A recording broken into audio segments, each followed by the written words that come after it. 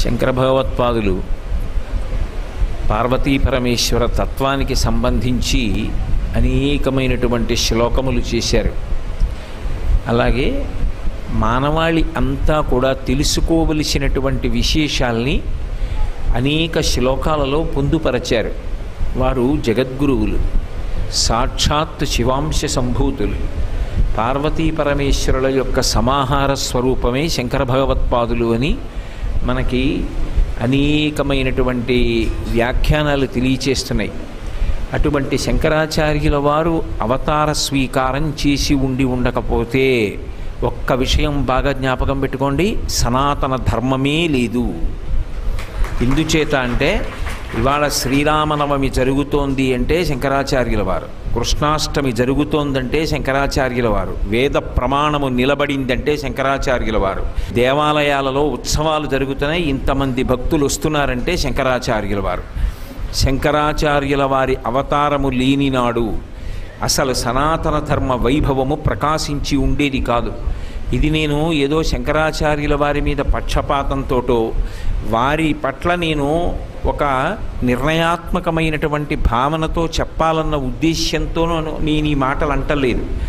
శంకరుల యొక్క జీవిత చరిత్రని పరిశీలిస్తే వారు ఈ జాతికి ఇచ్చినటువంటి సందేశములు, వారు చేసినటువంటి సేవ అనితర సాధ్యములు. అటువంటి మహాపురుషుల్ని, అటువంటి జగద్గురువుల్ని అందరం కూడా ఆదరించాలి. పరమ భక్తితో అటువంటి వారికి నమస్కారం చేసి వారి వలన మనం అభ్యున్నతిని పొందాలి. వారు జగద్గురువులు. వారి యొక్క వాక్కు సమస్త జగత్తుకి కూడా మార్గదర్శనము చేయించగలిగినటువంటి శక్తి కలిగినటువంటిది. అటువంటి మహాపురుషులు వినయానికి మారుపేరు. అందుకే వారు సాక్షాత్ పరమశివుని యొక్క అవతారమే అయినప్పటికీ ఆయన ఎక్కడా కూడా ఎన్నడూ కించిత్ అహంకార ప్రకటనం కూడా చెయ్యలేదు. ఎంత వినయంగా మాట్లాడేవారంటే ఒక చోట శివానందలహరిలో అంటారు, పశుమాం సర్వజ్ఞ ప్రథిత కృపయా పాలయ విభో అంటారు. ఓ శంకర, నువ్వు పశుపతివి, నేను పశువుని. పశువుకి పశుపతికి ఉండేటటువంటి సంబంధం ఏమిటి? ఆ పశువు పాడైపోకుండా కాపాడుకోవలసినటువంటి కర్తవ్యం పశుపతి మీద ఉంటుంది. నేను ఏమీ వచ్చినవాడను కాను. స్మృతౌ శాస్త్రే వైద్యే శకున కవిత గాన పండితౌ పురాణే మంత్రే వా స్తుతి నటన హాస్యేశ్వచతుర అని చెప్పారు. ఆయనకా ఏమీ రాంది. నాకు పురాణములు రావు, స్తుతి చెయ్యడం రాదు, నటన రాదు, లేకపోతే భవిష్యత్తు చెప్పడం రాదు, శకున శాస్త్రం రాదు, స్మృతి తెలియదు, శృతి తెలియదు, పురాణము తెలియదు, నాకేమీ తెలియదన్నారు. వినయమున్నవాడి లక్షణం ఏమిటంటే నాకేం తెలుసు అంటాడు. ఏమీ తెలియని వాడికి ఉండే లక్షణం ఏమిటంటే నాకు తెలియనిది ఏమిటి అని ఎగిరిగిరి పడుతూ ఉంటాడు. అందుకే మనకి లోకంలో నిండుకుండ తొణకదు అని ఒక సామెత వచ్చింది. అన్ని పదార్థములు వడ్డింపబడినటువంటి విస్తరి కదలకుండా ఉంటుంది. ఏ పదార్థము వడ్డింపబడినటువంటి ఎంగిలి విస్తరి లేదా ఖాళీ విస్తరి ఎగిరి పక్క వాళ్ళ మీద పడుతుంది. కాబట్టి మహాత్ములు ఎంత ఔదార్యంతో మనకి దిశానిర్దేశం చేశారో, ఎంత మంచి మాటలు చెప్పారో వాటిని ఔదల దాల్చి దేశకాలములతో సంబంధం లేకుండా మన జీవితాల్ని బాగుపరుచుకోవడానికి అవి ఎప్పుడూ శిరోధార్యములు. అంతటి వినయశీలి అయినటువంటి శంకర భగవత్పాదులు మానవాళికందరికీ కూడా చాలా అనునయ వాక్యములతో, ఏదో నేను జగద్గురు స్థానంలో కూర్చున్నాను కాబట్టి నేను ఎలా మాట్లాడినా చెల్లుతుంది అని ఆయన ఎప్పుడూ మాట్లాడలేదు. ఎంతో ప్రేమతో, ఎంతో గౌరవంతో, ఎంతో అనునయంతో మాట్లాడేవారు. అందుకే భజగోవింద స్తోత్రం చేసినప్పుడు కూడా ఆయన ప్రారంభంలో భజ గోవిందం భజ గోవిందం గోవిందం భజ మూఢమతే అని మొదలుపెట్టిన వారు కొద్ది శ్లోకాలు అయ్యేటప్పటికీ దారి తప్పినటువంటి వ్యక్తిని ఉద్దేశించి ఆయన సంబోధించవలసి వస్తే ఓ సోదరా అని పిలిచారు. కాతే కాంత కస్తే పుత్ర సంసారోయమతీవ విచిత్ర కస్యత్వం కక్కుతయాయాత తత్వం చింతయతదీయ భ్రాత. ఓ సోదరా అని పిలిచారు తప్ప ఆయన ఎప్పుడూ ఎవ్వరినీ చిన్నబుచ్చి మాట్లాడలేదు. అటువంటి శంకరాచార్యుల వారు వారికి వీరికి అని కాకుండా సమస్త మానవాళికి దేశము కాలము అనేటటువంటి పరిమితి లేకుండా అన్ని వేళల యందు అన్ని దేశముల యందు అంటే అన్ని ప్రదేశముల యందు కూడా మనం శిరోధార్యంగా భావించి అన్వయం చేసుకోవలసినటువంటి పరమాద్భుతమైన సందేశాన్ని శివానంద లహరిలో కొన్ని శ్లోకాలలో పొందుపరిచారు. అటువంటి శ్లోకములను పెద్దలు అమృత భాండాలుగా ఆదరిస్తారు.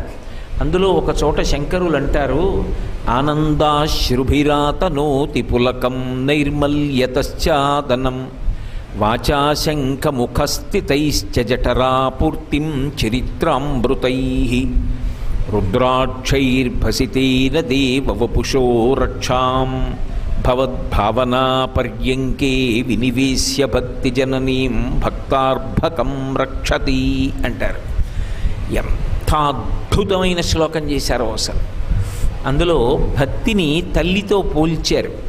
కన్న తల్లి ప్రేమ ఎలా ఉంటుందో భక్తి అనబడేటటువంటి తల్లి భక్తుడు అనబడేటటువంటి బిడ్డణ్ణి అలా కాపాడుకుంటుంది అంటూ ఆయన ఆ తల్లి పిల్లల మధ్య ఉండేటటువంటి అనుబంధాన్ని ఒక్కసారి మళ్ళీ ఉటంకిస్తూ చేసినటువంటి పరమాద్భుతమైన శ్లోకం.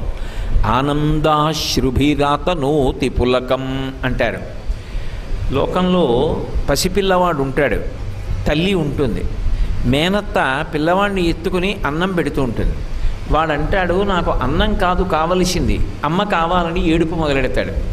అమ్మ శ్రావణ శుక్రవారం పేరంటానికి వెళ్ళింది, అదిగోరా ఎదురింటి మేడ మీద అమ్మ ఉంది కదా, కనపడుతోంది కదా, నువ్వు బువ్వ తిను అంటుంది. అని ఆ గోరుముద్ద మేనత్త పెడితే వాడు తినడు. వాడు అమ్మ కావాలి అమ్మ కావాలి అని విరుచుకుని అమ్మని చూపించి ఏడుస్తాడు. తల్లి దగ్గరికి వచ్చిందనుకోండి, వాడి ఏడుపు ఆగిపోయి పరమ సంతోషంతో అమ్మ మీద దూకేస్తాడు. అమ్మ మీదకి దూకేసి అమ్మ ఎత్తుకున్న తర్వాత కూడా వాడి కన్నుల వెంట కొద్దిగా నీటి చుక్కలు పడతాయి.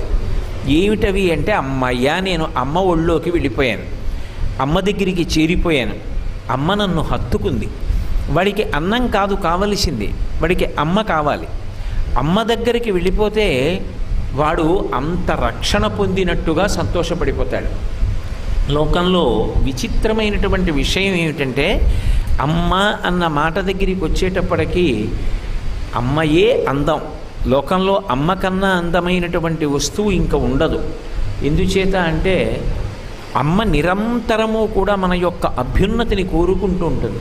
ఆఖరికి ప్రాణం పోయే సమయంలో కూడా నా కొడుకు వృద్ధిలోకి రావాలి, నా కొడుకు శ్రమ పడకూడదు అని కోరుకుంటుంది తప్ప కొడుకు శ్రమ పడాలి అని చెప్పి ఏ తల్లి కోరుకోదు. తల్లికి బిడ్డలంటే అంత విశేషమైనటువంటి ప్రేమ ఉంటుంది. అటువంటి తల్లి ఉందే, ఆ తల్లి బిడ్డన్ని ఎత్తుకున్నప్పుడు ఆ తల్లి మురిసిపోతుంది. ఆ తల్లి ఒడిలోకి చేరినటువంటి పిల్లవాడికి ఒళ్ళంతా కూడా పులకాంకురములు వస్తాయి. అంటే వెంట్రుకలు లేచి నిలబడి వాడు ఎంత ఆనందం పొందుతాడో అమ్మ దగ్గరికి వెళ్ళిపోయాను. నేను ప్రత్యక్షంగా ఒకసారి చూశా. అన్నవరం రోడ్లో రోడ్డు వేస్తున్నారు. దానికి సంబంధించినటువంటి విభాగంలో ఓ అధికారి నాకు సంబంధించినటువంటి దూరపు బంధువు. నేను ఏదో ఏమీ తగినంత కార్యాలు లేక ఆ రోజుల్లో నేను కూడా వెళ్ళా, అసలు చూద్దాం ఎలా వేస్తారో రోడ్డు అని.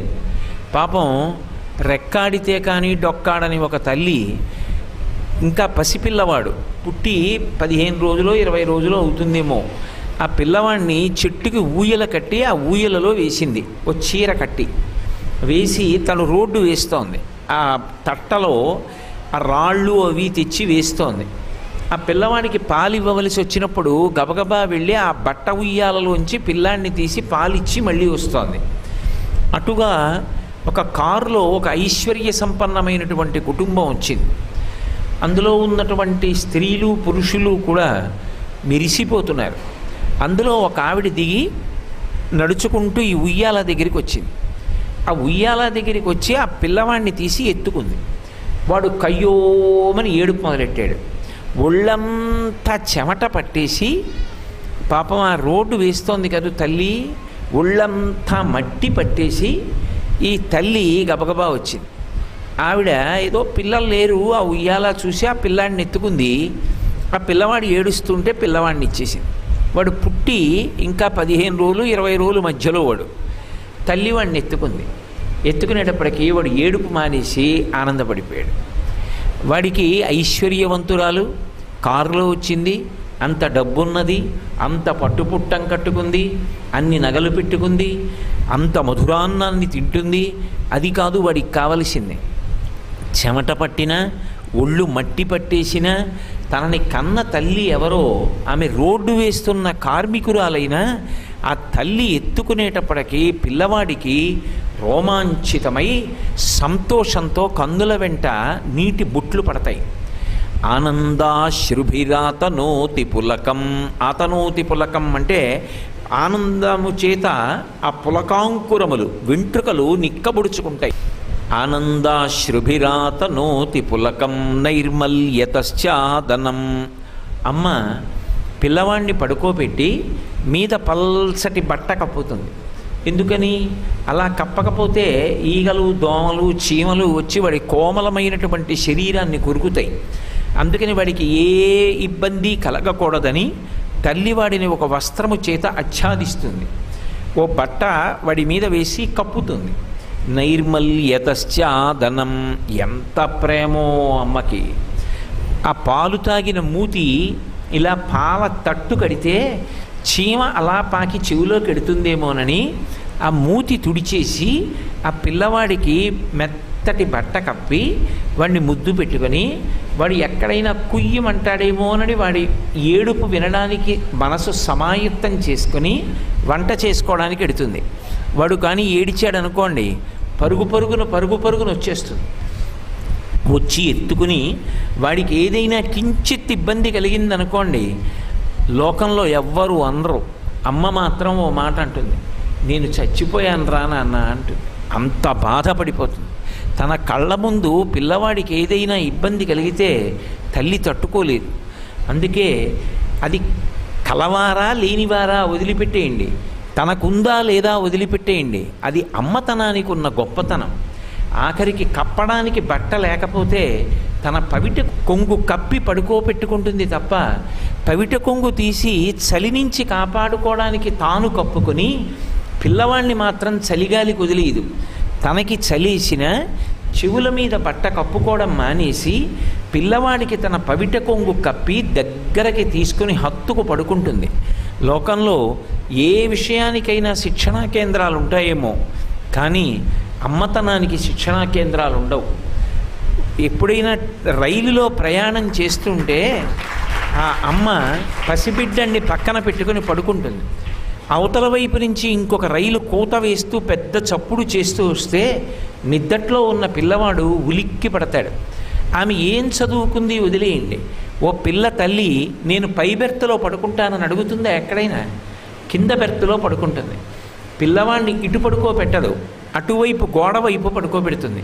వాడు ఉలిక్కి పడేటప్పటికే అంత నిద్దట్లో కూడా వాడిని దగ్గరికి లాక్కుని గుండెలకి హత్తుకుంటుంది. ఆ అమ్మని మించినటువంటి ప్రేమ, అమ్మలాంటి వ్యక్తి జీవితంలో ఎక్కడ ఉండరు ఇంకా. అందుకే ఆ అమ్మ ఎప్పుడూ కూడా పిల్లవాడిని రక్షించుకోవాలని చూస్తుంది. అందులో అంతర్భాగంగా పిల్లవాడు నిద్రపోతుంటే వాడికి చక్కటి బట్ట ఒకటి కప్పి వాడి మీద ఈగలు వాలకుండా, దోమలు వాలకుండా, వాడిని ఏ క్రిములు కరవకుండా, చలిగాలి చేత వాడు బాధపడకుండా వాడిని రక్షించుకుంటుంది. కాబట్టి నైర్మల్యతశ్చాదనం వాచాశంఖ ముఖస్థితైశ్చ జఠరాపూర్తిం చరిత్రామృతై. అమ్మ పిల్లవాడికి పాలు పడుతుంది. ఆ పాలు పట్టేటప్పుడు అమ్మ పడేటటువంటి క్లేశం అంతా ఇంత కాదు. ఇంకా స్తన్యం ఇచ్చేటప్పుడు అమ్మ పడేటటువంటి ఇబ్బంది అంతా ఇంత ఉండదు. అది ప్రయాణం అవనివ్వండి, దర్శనానికి క్యూలో నించోనివ్వండి, 10 మంది మధ్యలో ఉండండి, వాడు గుక్క పట్టి ఏడిస్తే ఇంతమంది ఉన్నారని కూడా చూడకుండా తన బిడ్డని కాపాడుకుని వాడి కడుపు నింపడానికి స్తన్యమిస్తుంది. తను తినవలసింది మర్చిపోతుందేమో కానీ, తను కట్టుకోవలసిన బట్టలు మర్చిపోతుందేమో కానీ, తాను ఎక్కడికన్నా వెడుతోంది అంటే పిల్లవాడికి కావలసిన పాలు, సీసా, దానికో తిత్తి, తిత్తి మీద మళ్ళీ ఈగ వాలకూడదని దాని మీద ఒక తొడుగు. చాలా చోట్ల అమ్మ ప్రేమకి పరాకాష్ఠ ఆ పాల సీసా కనపడకుండా ఓ బట్ట తొడుగు వేస్తుంది. ఎందుకంటే అందులో ఎన్ని పాలున్నాయో, ఎన్ని పాలు తాగాడో పిల్లవాడు చూసిన వాళ్ళకి తెలిసిపోతే వాడికి కనురాపు తగులుతుందేమో, వాడి ఒళ్ళు వేడెక్కుతుందేమో, వాడి ఇంటికి వెళ్ళి బెంగ పెట్టుకుంటాడేమోనని ఏమీ తెలియనటువంటి అర్భక స్థితిలో ఉన్నటువంటి పిల్లవాడిని రక్షించుకోవడానికి ఆ పాల సీసాకి బట్ట తొడుగు వేసి అందులో ఎన్ని పాలున్నాయో, వాడు ఎన్ని తాగాడో ఎవరికీ తెలియకుండా చూసుకుని పాల సీసా ఖాళీ అయిపోతే ఎవరూ చూడకపోయినా కూడా రహస్యంగా చూసేశారేమోనని ఆ పాల సీసా ఓ 3 మార్లు పిల్లవాడి చుట్టూ తిప్పి దృష్టి తీసి ఆ పిల్లవాడిని కాపాడుకోవాలని ఎంత అలమటించిపోతుందో. అమ్మ అన్నది లేకపోతే ఈ సృష్టి ఎక్కడుందండి? అమ్మలకు అమ్మ, ఆ మాతృత్వానికి పరాకాష్ఠ లోకంలో ఉన్న తల్లితనమంతా ఘనీభవిస్తే అదే నా తల్లి ఏమి, మనందరి తల్లి భ్రమరాంబ. కాబట్టి అటువంటి ఆ మాతృత్వం ఉందే, అది కడుపు నిండా పాలు పడుతుంది. ఆ పాలు పట్టేటప్పుడు మళ్ళీ ఏదో పాలు పట్టడం కాదు, వాడు అన్నం తినడం, వాడు పాలు తాగడం, వాడు పండు ముక్క తినడం, వాడి కోసం ఎన్ని కథలు కల్పిస్తుందో, ఎంత ఓర్పు పడుతుందో. అంత ఓర్పు పట్టి 2 గంటలు 3 గంటలు కష్టపడి వాడికి అన్నం పెట్టి అమ్మయ్యా ఇవాళకి అయిందిరా బాబు అంటుంది.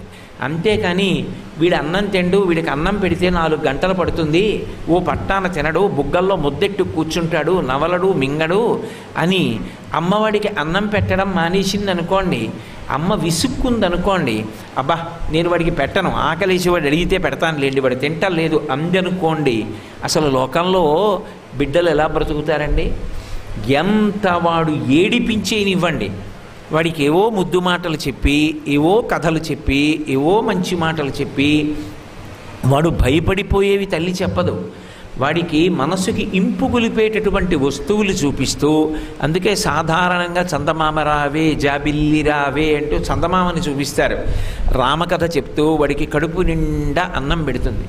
వాచాశంఖ ముఖస్థితైశ్చ జఠరాపూర్తిం చరిత్రామృతై, తన వాక్కులనేటటువంటి శంఖం చివరి నుంచి ఆ పాలని పడుతుంది. రుద్రాక్షైర్భసితేన దేవవపుషో, ఆ పిల్లవాడికి గబుక్కుని ఏమైనా జడుసుకునేటటువంటి స్థితి కలుగుతుందేమో, పిల్లవాడిని తల్లి పడుకోబెట్టి ఏదో పని చేసుకోవడానికి అలా పెడుతుంది. అలా వెళ్ళేటప్పటికీ అకస్మాత్తుగా ఆ పక్కన 2 కుక్కలు దెబ్బలాడుకొని పెద్దగా అరుస్తాయి. నిద్రలో ఉన్న పిల్లవాడు ఒక్కసారి ఉలిక్కిపడి లేచి ఆ చప్పుడికి పెద్దగా ఏడుస్తాడు. వాడు ఆ ఉలిక్కిపడి లేవడంలో వాడికి ఆ భయం లోపల ఉండిపోయి అలా ఉలిక్కి పడుతూనే ఉంటాడు 2 రోజులు. ఎక్కడ వాడు అలా ఉలిక్కి పడతాడోనని వాడికి ఏదైనా భయంకరమైన శబ్దం వినపడితే అది జ్ఞాపకానికి ఉండి వాడు భయపడకూడదని, వాడు చూడకూడదు ఏదైనా చూశాడనుకోండి, అకస్మాత్తుగా తల్లి ఒళ్ళో పెట్టి కూర్చుంది, ఏదో పగటి వేషగాళ్ళు అలా వెళ్ళిపోతూ అందులో పూతనా వేషం వేసింది ఒకటి, భయంకరమైన జడలతో రాక్షసిగా వెడుతోంది. పిల్లవాడు చూసి క్యారమని ఏడుస్తాడు. వాడలా ఎక్కడ ఏడుస్తాడో, వాడు ఏ చూడకూడంది చూస్తాడో, ఏ వినకూడంది వింటాడో, దానివల్ల వాడు ఏ బెంగ పెట్టుకుంటాడో, వాడికి ఏం భయం వేస్తుందో, దానివల్ల వాడికి ఏ జ్వరం వస్తుందో అని అమ్మ తాను కూడా అకస్మాత్తుగా జరిగేటటువంటి సంఘటన నుంచి బిడ్డన్ని కాపాడలేదుగా. ఎక్కడో కుక్కలు అరుస్తాయని అమ్మకి తెలిసా, చెవులు మూసి పట్టుకుంటుందా? అందుకని వాడికి మెళ్ళో ఒక రుద్రాక్ష కడుతుంది. విచిత్రం ఏమిటంటే రుద్రాక్ష మాల వేయదు. ఎందుకంటే వాడికి తెలియదు కదూ, వాడు ఒత్తిగిలి పడుకున్నప్పుడు ఆ మెత్తటి శరీరానికి ఆ రుద్రాక్షలు నొక్కుకుంటాయేమోనని రుద్రాక్షమాల వేయదు. ఒక్క రుద్రాక్ష మాత్రం వాడి చేతికో, వాడి మెళ్ళలోనో, వాడి మొలకో, ఓ తావీజో ఏదో ఒకటి కడుతుంది. ఎందుకు అంటే అకస్మాత్తుగా జరిగేటటువంటి సందర్భాల నుంచి ఆ బిడ్డన్ని రక్షించుకోవాలనుకుంటుంది. అది అమ్మ యొక్క ప్రేమ. అందుకే రుద్రాక్షైర్భసితేన విభూతి పెడుతుంది, అమ్మ రక్ష పెడుతుంది.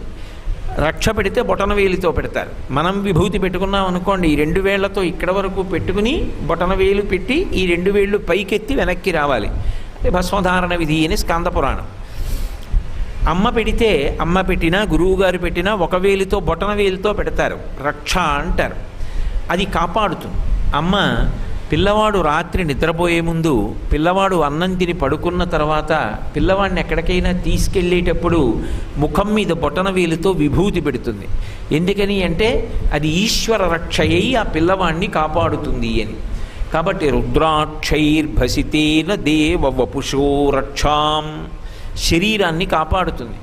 భవద్భావనా పర్యంకే వినివేశ్య, పర్యంకము అంటే పరుపు లేదా ఊయల, మంచం, మీరు ఎలా అన్వయం చేసుకుంటే అలా.